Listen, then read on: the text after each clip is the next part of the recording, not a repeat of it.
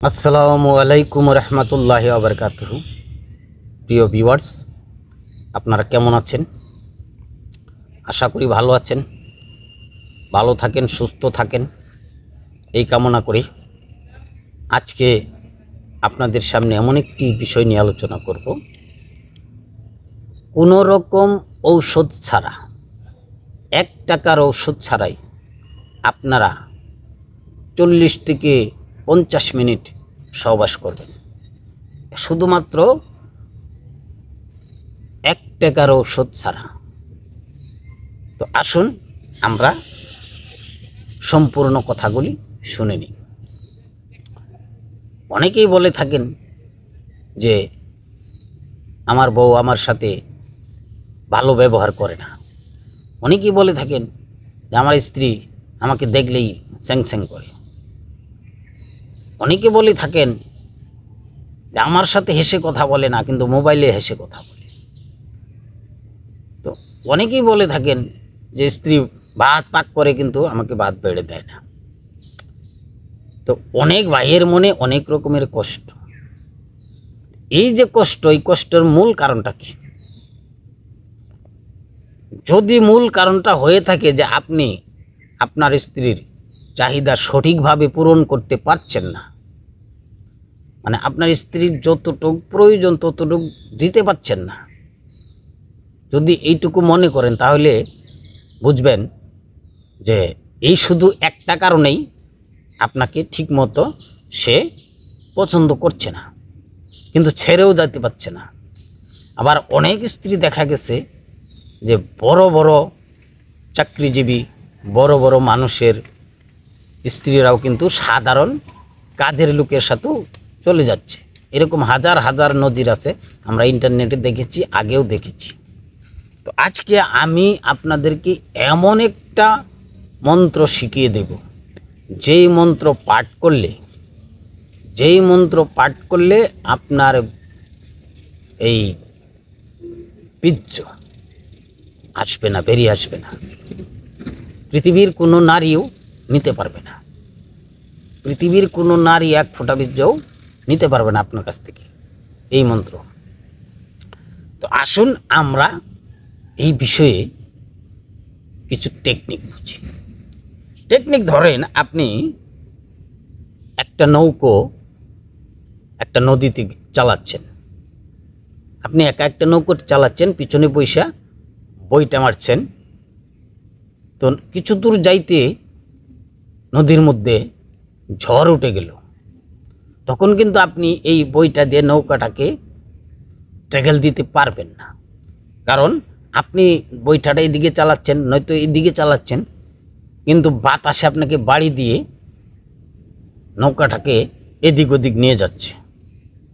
আর আপনার ওইখানে যে কামবায়ু 52টা বায়ু, এই 52টা বায়ুকে ট্যাকেল দিতে হইলে এনে টেকনিক জানার প্রয়োজন। তাহলে আপনাকে কি করতে হবে? আপনাকে করতে হবে, প্রথমে যখন দেখবেন আপনি নৌকা চালাচ্ছেন 2-4 মিনিট চালাচ্ছেন, তারপরে ঝড় উঠে যাচ্ছে, নৌকাতে ঝড় উঠে যাচ্ছে, ঝড় মানে বুঝতে হবে যে আপনার মগজ গরম হয়ে যাচ্ছে, তার মানে আপনার যে পানিটা রয়েছে সে পানিটা নিচের দিকে নেমে আসতেছে, এটা একটা অনুভব আসতেছে। তখন আপনি কি করবেন? আপনি শান্ত হয়ে যাবেন, বইটাটাকে শান্ত করে ধরে রাখবেন 1 থেকে 1.5 মিনিট, জানি ঝড়টা থেমে যায়। ঝড়টা জানি থেমে যায়, আর ঝড়টা থেমে গেলে তারপর আপনি আবার নৌকা চালানো শুরু করেন। নৌকা চালাইতেছেন, আবার মনে করেন যে ঝড় চলে আসতেছে, তাহলে আবারও 10 সেকেন্ড, 20 সেকেন্ড, 30 সেকেন্ড, 40 সেকেন্ড রেস্টে থাকেন। রেস্টে থাকার পর আবারও আপনি নৌকাটা চালানো শুরু করেন, আর নৌকাটা আবারও চালাবেন।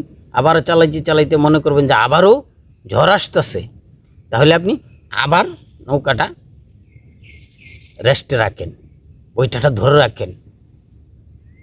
আপনি রেস্ট নেন, শরীরটাকে শান্ত করেন, শান্ত করার পরে নিঃশ্বাসটা উপর দিকে টান দেন, এরকম করে নিঃশ্বাসটা উপর দিকে টান দিয়ে 30 থেকে 40 সেকেন্ড রেস্টে থাকেন।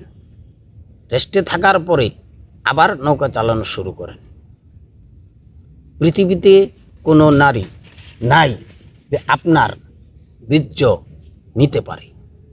পৃথিবীতে কোনো নারী নাই যে আপনার বীর্য নিতে পারে। তো বলছিলাম যে একটা মন্ত্র, যে মন্ত্রটা শিখিয়ে দেব। তো এইখানে আপনার দেখা গেছে যে যদি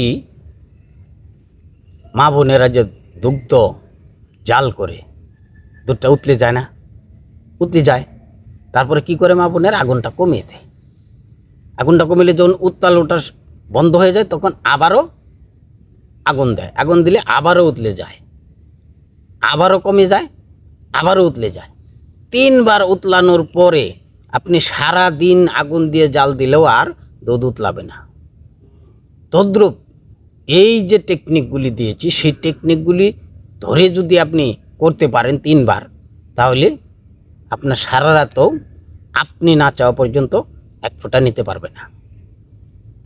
মন্ত্রটা হচ্ছে সাধারণ একটা বিষয়, এটা কোনো মহামন্ত্র না, মহামন্ত্র না। আপনি সর্বপ্রথম যে স্ত্রী সহবাসের একটা মোনাজাত রয়েছে, জান্নিবাসের মোনাজাত রয়েছে, সেই জান্নিবাসের মোনাজাতটা করবেন।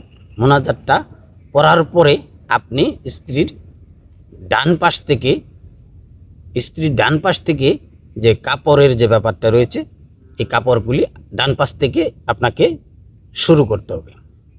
তারপর আপনার যেই মন্ত্র, যেটা হলো গুরু ধ্যান, গুরুকে ধ্যানে আনতে হবে। আর এই ডাইন নাকে স্বর নিতে হবে। গুরুকে ধ্যানে আনতে হবে, ডাইন নাকে স্বর নিতে হবে, ঠোঁট দুইটাকে বন্ধ রাখতে হবে। ডাইন নাকে স্বর নেবেন, ঠোঁট দুইটা বন্ধ রাখবেন, গুরুকে স্মরণে রাখবেন। গুরুকে স্মরণে রেখে আপনি যখন নৌকা চালাবেন, আপনার ডাইন নাকে স্বর থাকবে, নৌকা চালাবেন, নৌকা চলতেই থাকবে, ইনশাল্লাহ চলতেই থাকবে।